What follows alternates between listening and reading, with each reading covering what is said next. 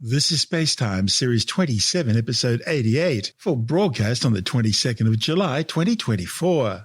Coming up on SpaceTime, how climate change is altering Earth's rotation, an in-depth look at the trouble with the three-body problem, and SpaceX's Falcon 9 rocket grounded following a rare mid-flight failure. All that and more coming up on SpaceTime. Welcome to SpaceTime with Stuart Gary.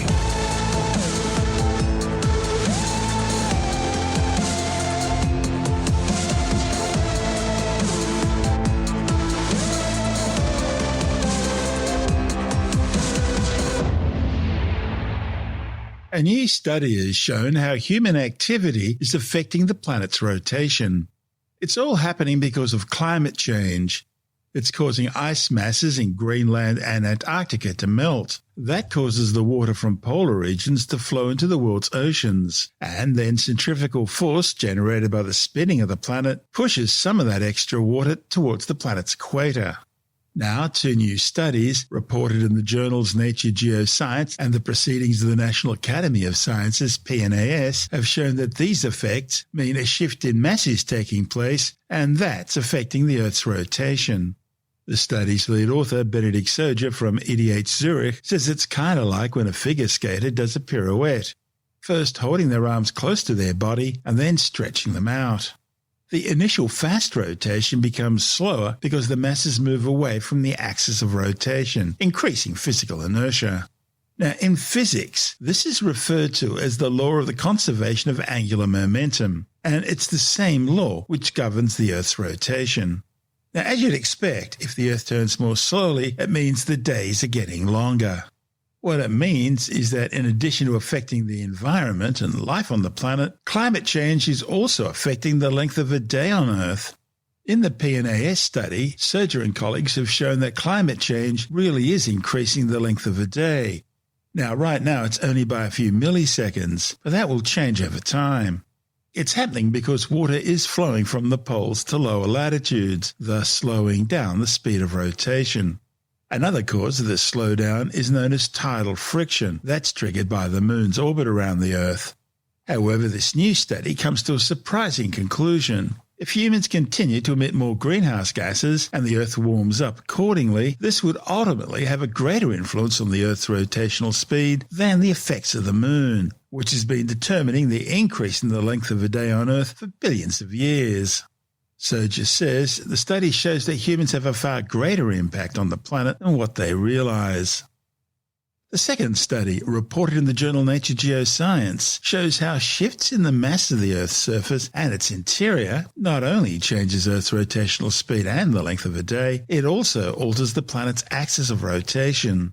Now, this means the points where the spin axis meets the Earth's surface begin to move, and researchers can observe this polar motion, which over a longer time frame comes to several meters per 100 years. But it's not only the melting of the ice sheets that plays a role here. Also playing its part are movements taking place deep inside the Earth's interior. Deep down in the Earth's mantle, where rock becomes more viscous due to the higher pressure, displacements occur over long time periods. And there are also heat flows in the Earth's liquid metallic outer core, which both generate the Earth's magnetic field and lead to shifts in mass. The study also shows that these processes both on and in the Earth appear to be interconnected, influencing each other. Climate change is causing the Earth's axis of rotation to move, and it appears that the feedback from this conservation of angular momentum is also changing the dynamics of the Earth's core. So, ongoing climate change could therefore even be affecting processes deep inside the Earth, thereby having a far greater reach than previously assumed. The work was made possible because of new artificial intelligence-generated algorithms, which are recording all the different effects on the Earth's surface as well as those in its mantle and in its core, producing a model which takes into account all possible interactions. The results show how the Earth's rotational poles have moved since 1900. And these model values are in excellent agreement with real-life data provided by astronomical observations and satellites over the last 30 years, which means because they're so accurate, they're also able to provide forecasts into the future. Soja says even if the Earth's rotation is changing only slowly, this effect still needs to be taken into account when navigating in space, such as when sending a probe to land on another planet. You see, even a slight deviation of just a centimetre on Earth can grow to a deviation of hundreds of metres, even kilometres, over the sort of huge distances involved in interplanetary travel. That means missing a targeted safe landing zone on another world for an area which may be far more hazardous, even deadly. This is space-time. Still to come, we explain the three-body problem in celestial mechanics, and a rare mid-flight failure for SpaceX's Falcon 9. All that and more still to come on SpaceTime.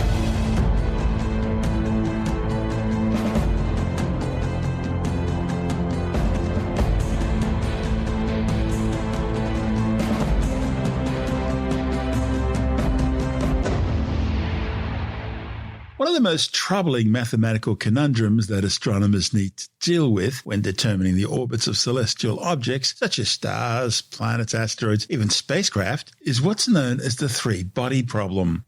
Solving it's really hard, and the input data quickly changes as new observations and variables come to hand. Recently, the three-body problems attracted the imagination of the general public thanks to the Netflix science fiction series of the same name. The title refers to the classical three-body problem in orbital mechanics, relating to the motion of three celestial bodies under their mutual Newtonian gravitational attraction. It's one of many scientific problems where even a slight generalization of a simple system results in some challenging complications.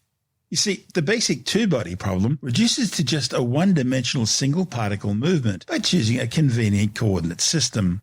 The equations of motion of the reduced problem have a closed-form solution. But on the other hand, for a three-body problem, only in a very few occasions can the equations of motion be reduced simply enough to obtain an analytical solution. The main plot in the Netflix series involves an alien civilization which inhabits a planet in the nearby Alpha Centauri triple star system. In their story, the planet endures extreme climate change due to the chaotic nature of the triple star system. Now, in reality, a triple star system with chaotic properties would quickly encounter two possible outcomes, depending on the formation of the system. In one scenario, the two stars collide, forming a giant single star, or in some cases, a neutron star or black hole, depending on the initial mass of the two stars. The second possibility involves one of the stars being ejected from the system completely, leaving a binary star system in its place. In the case of Alpha Centauri, we have two stars, both similar in mass to the Sun, one slightly larger, the other slightly smaller, known as Alpha Centauri A and B. They orbit each other, and it's a fairly stable system, although the distance between these two stars can vary, ranging from the distance between the Sun and Saturn out to the distance between the Sun and Pluto.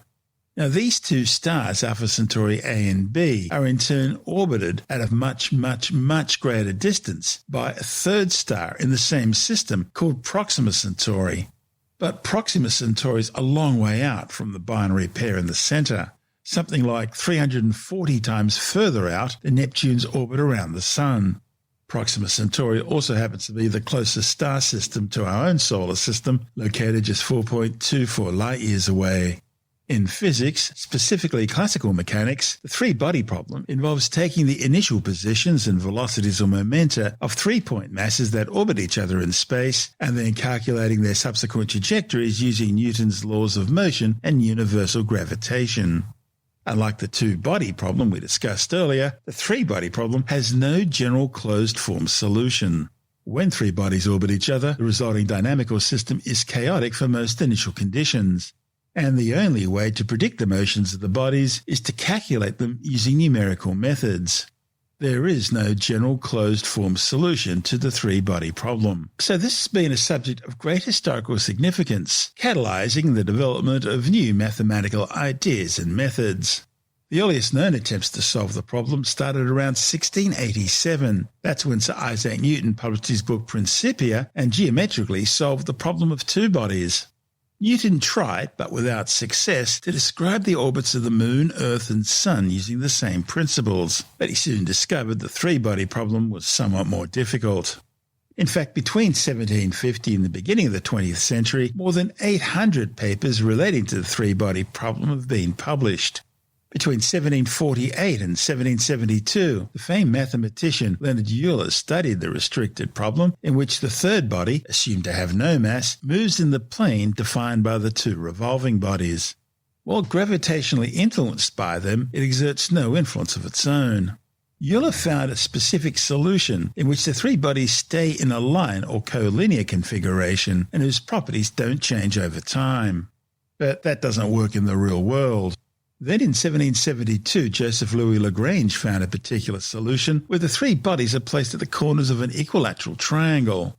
Studying the restricted problem, Lagrange found 5 unique points where the forces acting on the third body of a rotating system are balanced. These Lagrangian points, as they've become known, are important because they're stable orbits for satellites.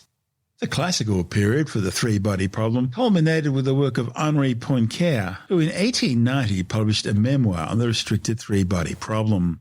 His work actually goes beyond the three-body problem, dealing with the qualitative theory of dynamical systems. Poincaré determined that some configurations of a triple system can be chaotic. For those systems, a tiny difference in the initial condition leads to a divergence in the orbits. The possible outcomes of chaotic systems involve the escape of one of the bodies or the collision of two of them. In a chaotic system, the three-body configuration only lasts for a handful of orbits. On the other hand, many solutions turn out to be periodically stable. In 1912, Carl Sudman thought he solved the problem mathematically by providing a convergent power series solution which was valid for all time values. However, the convergence rate of the system was so extremely slow it was pretty well useless for practical purposes. Since the 1950s, computational numerical solutions to the three-body problem have provided the best approximations we have to the solution for any given initial configuration.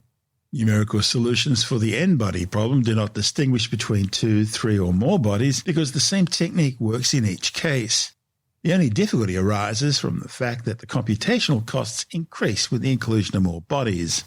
Jacobian or hierarchical systems, such as the Alpha Centauri triple star system, for example, are configurations composed of 2 parts: a binary, such as Alpha Centauri A and B, and a third body orbiting far away, Proxima Centauri.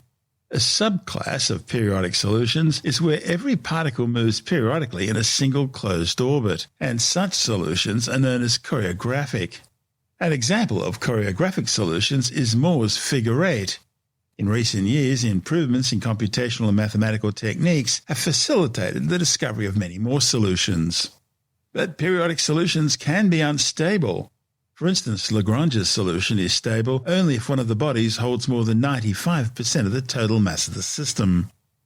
It was in 1915 when the astrophysical three-body problem underwent its most profound transformation with the publication of Einstein's general theory of relativity. Einstein's work marked the birth of a new three-body problem, one including new features and complexities. The relativistic three-body problem refers to the three compact objects problem only because stellar compact objects like neutron stars and black holes require a relativistic description, one that includes frame dragging and other changes to the very fabric of space-time. But it's not just astronomy. The three-body problem is actually important well beyond astrophysics. You see, on the small quantum scale of things, many molecules comprise triplets, perhaps the best known of these, and maybe most important, being the water molecule H2O. Unlike gravitational forces, molecular forces are repulsive at short separations and become attractive when the particles are relatively far apart. Binding molecular forces are often seen as analogous to springs for many solids. At the Australian Nuclear Science and Technology Organisation, ANSTO, scientists are performing numerical simulations on materials using the spring-like properties of molecules.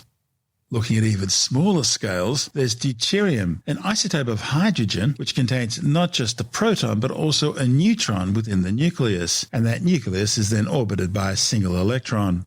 Deuterium is naturally abundant in the form of heavy water. Now, due to its scattering and chemical properties, it's an essential molecule in science. It's used to study the composition of materials and has many applications in medicine, biology, and chemistry. ANSTO's National Deuteration Facility provides scientists with a wide range of high-quality deuterated molecules. And we can even drill deeper than that. Protons and neutrons are another example of a triplet.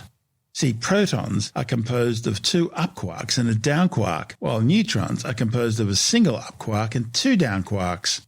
Quarks are elementary particles and the fundamental building blocks of matter. They combine to form particles known as hadrons. The Australian Centre for Neutron Scattering at ANSTO uses neutrons generated by the Opal atomic reactor to investigate the properties of various materials. ANSTO's scientist Dr. Pablo Galaviz undertook his PhD on the three-body problem as it applies to black holes. Yeah, the three-body problem refers to the movement of celestial bodies. So it really generalized the first problem that was solved by Newton. So Newton was looking at, for example, the orbit of planets around the sun. And in that case, you consider like a two-body problem. And the next step, once you solve the two-body problem, which is possible to solve analytically, was to look at the three-body problem, which is essentially the problem of the sun, the earth, and the moon, which was also very important at the time, right? To try to understand whether the moon is in a stable orbit or will eventually collapse or escape from the system. So I guess that's quite important to try to understand, and that's why Newton focused on that problem. Realized it wasn't as easier generalization. So after that, many people tried to tackle the problem, and most of them failed. Some others had a partial success, and at the moment we know some solutions for very simple cases, but the general solution is usually, you need usually a simulation or some other approximation to get accurate results. You've done a dissertation on it for your PhD. That's very brave. Yes, well, there are different aspects, right? We cannot write down the equation and say this is an equation that describes every possible system, but we can write down approximations. So since the creation of the computers, we start solving the problem using numerical solutions. And well, we found out that it's not only difficult to solve analytically, also from the numerical point of view, it's hard to solve because they have a property that is the chaos. So the chaos manifests in the three-body problem when you have two systems pretty much with the same configuration, the same location of the celestial bodies,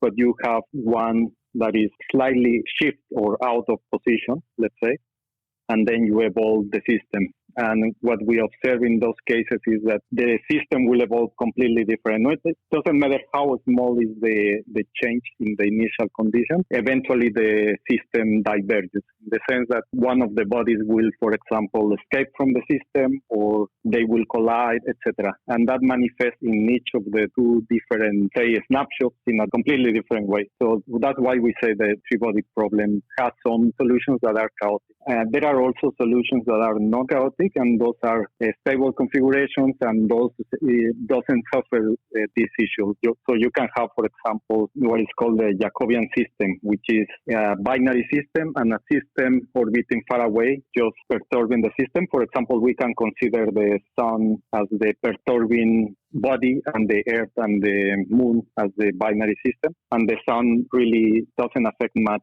the moon and the earth system. And in that case, we get a stable configuration. So we don't have this issue of chaos. The most common example for the average listener would be when here on Earth we find out that there's an asteroid that's going to pass nearby, and we've got to calculate the orbit of that in relation not just to the gravitational effect of the Earth and the moon, but also the sun and the other planets. That becomes really difficult. Yeah, in that case, we deal with more than three bodies.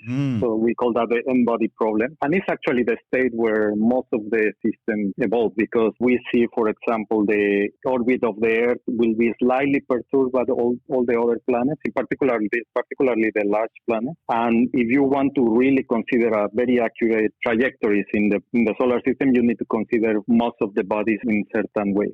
One thing that we can say is once you solve the three-body problem, then it's easier to generalize. So the same techniques that we use for simulating, for example, three bodies, you can apply it to more than three bodies. And in that case, it's not as complicated. I guess the main issue is going from 2 to 3, because then the whole problem changes dramatically. What you're doing, Bud, is you're transposing that not on celestial bodies, but on the subatomic world. We can also think of different levels. So we have, for example, the celestial bodies, which is the original three-body problem. And there are other cases, essentially any system with a potential or with a force can be treated in a similar fashion. In the case of subatomic particles, the forces are completely different. We are talking about electromagnetic forces acting on the atoms, and then you have also nuclear forces, etc. So in that case, the problem is not only different in scale, but it's also different in the way we describe. And for example, in the case of subatomic particles or materials in general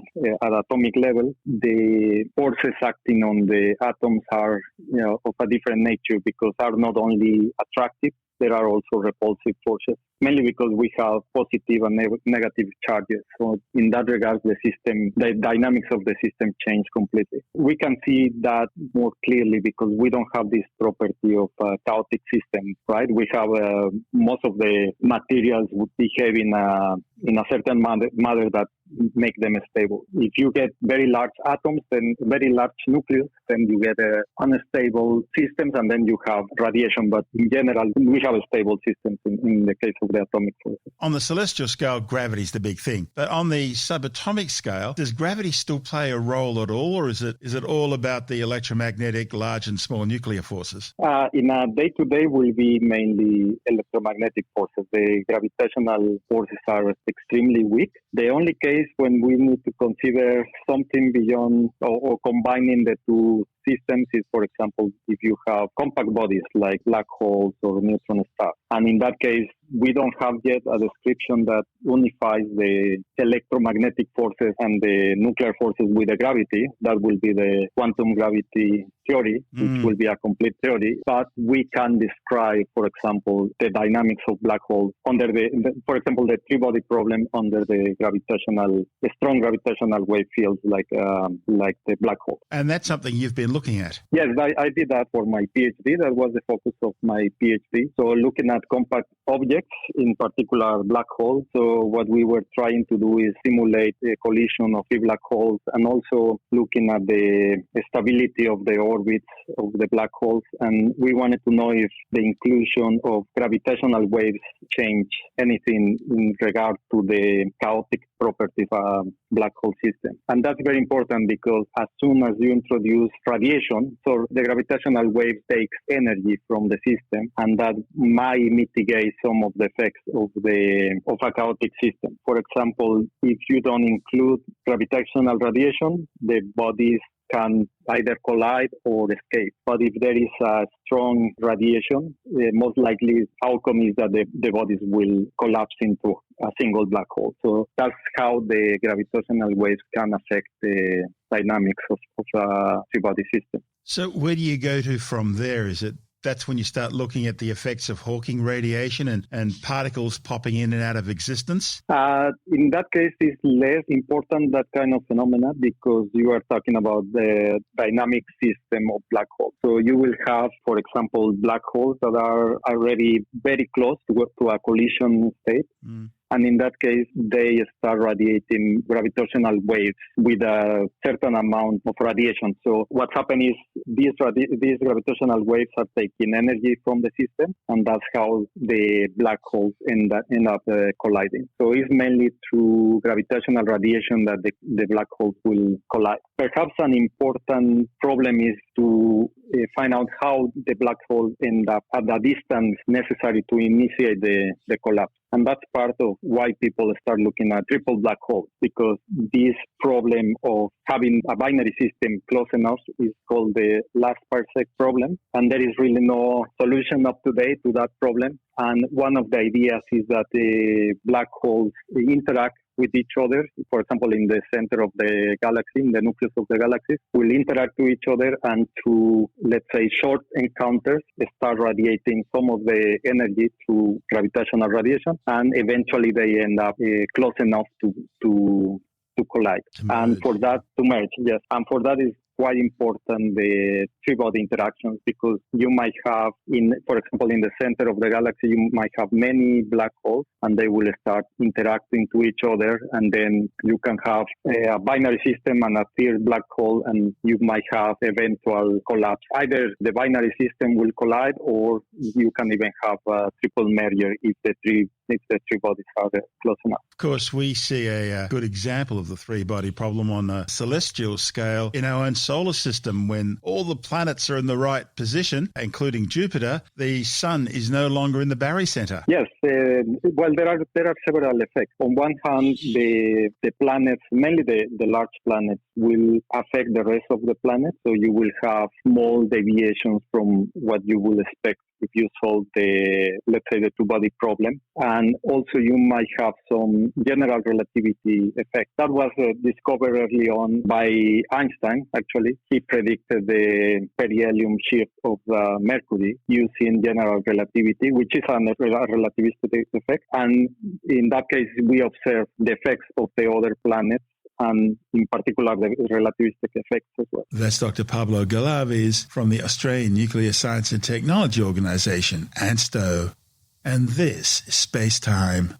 Still to come, SpaceX's Falcon 9 rockets grounded following a rare mid-flight failure. And later in the science report, we look at the world's biggest ever computer outage. All that and more still to come on SpaceTime.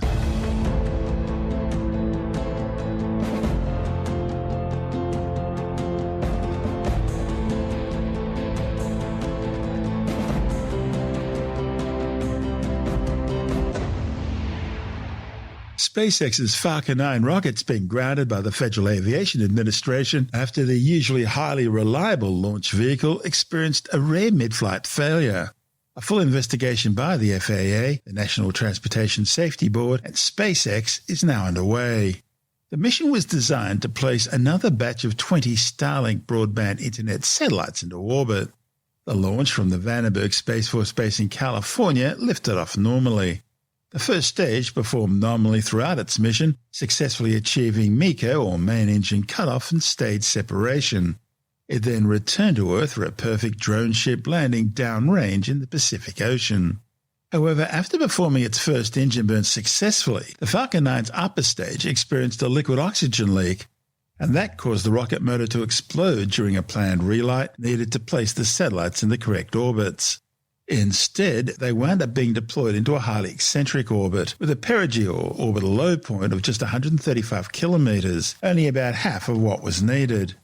Attempts to try and lift their orbits failed, and the spacecraft are now re-entering the Earth's atmosphere, where they're expected to burn up. The rare failure comes 8 years after the last Falcon 9 mishap that involved a launch pad explosion during the fueling process before a static fire test was set to occur back in September 2016. The last in-flight failure occurred over a year earlier, back in June 2015, when the second stage of another Falcon 9 exploded 2.5 minutes after launch following an overpressure incident, also involving a liquid oxygen tank. And that resulted in the loss of a Dragon cargo ship carrying supplies destined for the International Space Station. Interestingly, the Dragon capsule actually survived the explosion, but it was never programmed to be capable of deploying its parachutes during the ascent phase of a mission. Overall, the Falcon 9, which right now is the world's busiest rocket, has launched successfully 364 times, carrying both crews and cargo into orbit. And this failure will delay the next Dragon resupply mission to the space station, which is slated for next month. More importantly, it'll also affect the manned Polaris Dawn mission. That was to launch next week on July the 31st, carrying a private crew of 4 astronauts on a 5-day flight designed to set a new Dragon orbital apogee record of 1,400 kilometres. When it does take place, the journey will see the crew fly through parts of the Van Allen radiation belts, conducting some 38 science and research experiments designed to study the effects of spaceflight and radiation on human health. This is SpaceTime.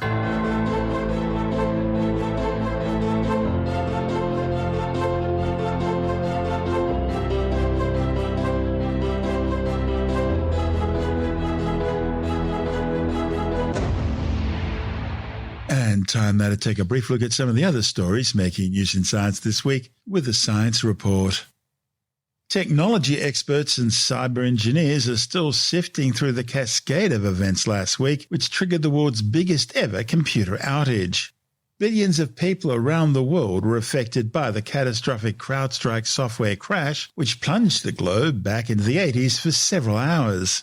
The IT crash hit computers around 3 o'clock Friday afternoon Australian Eastern Standard Time, shutting down some government systems, as well as many businesses, stores, banks, airlines, telcos and media outlets, leaving users with the infamous blue screen of death as servers and devices became stuck in reboot loops. Computer says no. Governments were quickly placed into panic mode as they tried to come to grips with the ever-expanding problems. In Australia, the National Cybersecurity Coordinator was able to quickly confirm that the issues weren't related to a cyber attack, but rather a bad software update. The cause was Texas cybersecurity company CrowdStrike, which had uploaded a new version of its Falcon sensor software to their servers and to the cloud. From there, it quickly spread globally, affecting Microsoft systems. Falcon sensor is installed on business computers and it's designed to gather security data. And symptoms included hosts experiencing bug-check blue screen errors related to the Falcon sensor. Technicians were able to develop a workaround within hours, which we posted on our X feed. Of course, by then, the damage in confidence had been done, with the public asking quite legitimate questions about the true viability of things like a cashless society, or for that matter, the National Digital ID Card scheme, both of which are being heavily promoted by government. Scientists have identified more than 5,000 variants of a tumour-protecting gene that could put people at higher risk of cancer. The findings, reported in the journal Nature, could help develop new types of treatments and prevention regimes.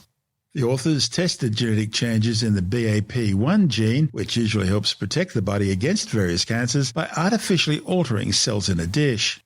They say 5,665 of the 18,108 changes they tested harm the gene's protective abilities, and people who have any of these changes are over 10% more likely to be diagnosed with cancer than the general population.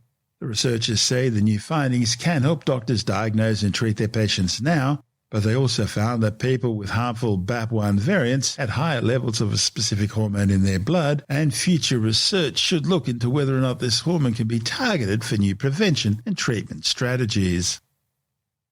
Scientists have sequenced the entire genetic makeup of the iconic Australian bilby. The findings, reported in the journal Nature Ecology and Evolution, will allow researchers to better understand how these rare marsupials grow and evolve. The research provides an important tool for the conservation of the threatened species. Lesser known than other marsupials, bilbies are often referred to as the Australian Easter Bunny and have ongoing cultural significance for many Aboriginal Australian communities. A new study has shown that flagrant vaccine misinformation on platforms like Facebook, Instagram and TikTok remain a serious problem, and social media giants need to do more to police it by removing those promoting it. The study also found that fact-checkers have a poor history of accurately flagging misinformation, instead corruptly pushing political viewpoints rather than scientific facts, YouTube being a prime example of this.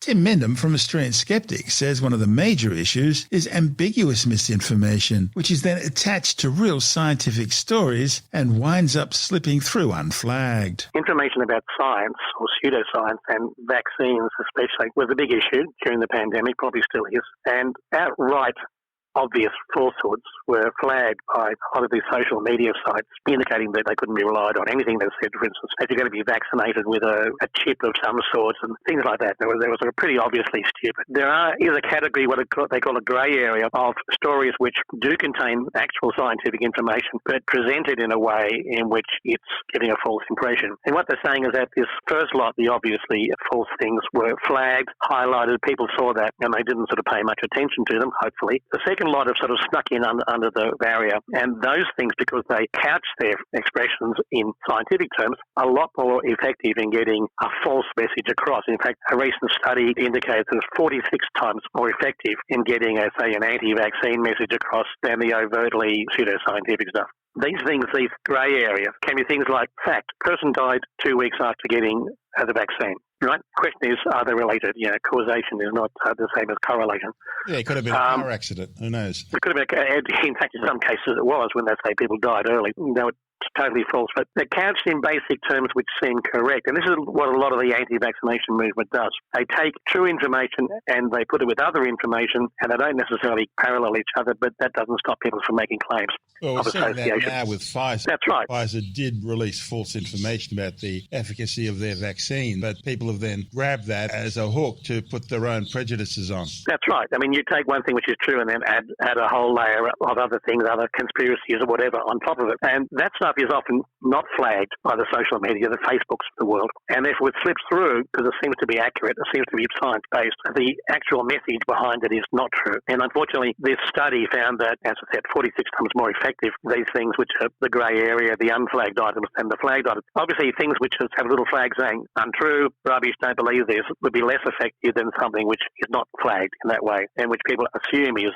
correct. But unfortunately, part of the insidiousness of the pseudoscientific and anti-science movement is that they use science against itself and by misconstruing a lot of stuff, misrepresenting half-truths, false assumptions, false conclusions, that sort of stuff. They appear good, they appear accurate, but they're not. And basically what they're saying is that these social media organisations should go a bit deeper into not just the overt falsehoods, but in the implications of those which appear to be correct. That's probably a lot harder to do because if they're masquerading as science, you're then going to weed out the actual science, reliable science from the false science. But in any case, it's obviously very effective, these things masquerading as real science, which is a shame. Which is a worry. Well, the other problem there, of course, is also the social media companies and and I put this in brackets, fact checkers, aren't always that good at their job. They're often pushing a particular political angle anyway. Yeah. You got to do your own background checks. That's what the bottom line is. That's the part of the problem, actually. That we should point out, actually, that this survey, what it was finding was a very, very small numbers. They estimate that the unflagged, the grey area, vaccine skeptical content lowered vaccination rates by 2.28%, and that the flagged ones, the ones that were overtly stated this is wrong, lowered vaccination rates by 0.05. So we're talking about a small proportion of the whole population, but even so, 2.3% of the entire population lowers that herd immunity rate, not to make it ineffective, but certainly to make it less effective. That's Tim Mendham from Australian Skeptics.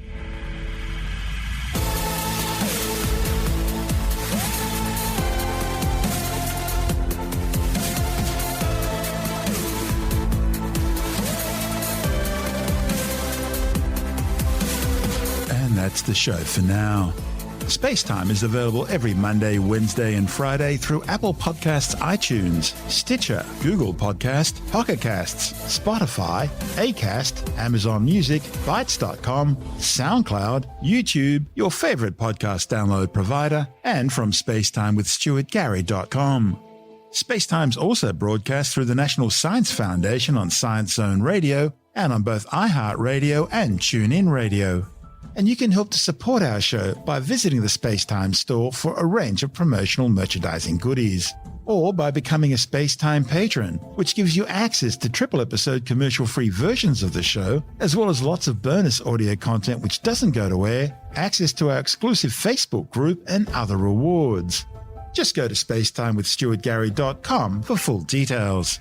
And if you want more space time, please check out our blog, where you'll find all the stuff we couldn't fit in the show, as well as heaps of images, news stories, loads of videos, and things on the web I find interesting or amusing.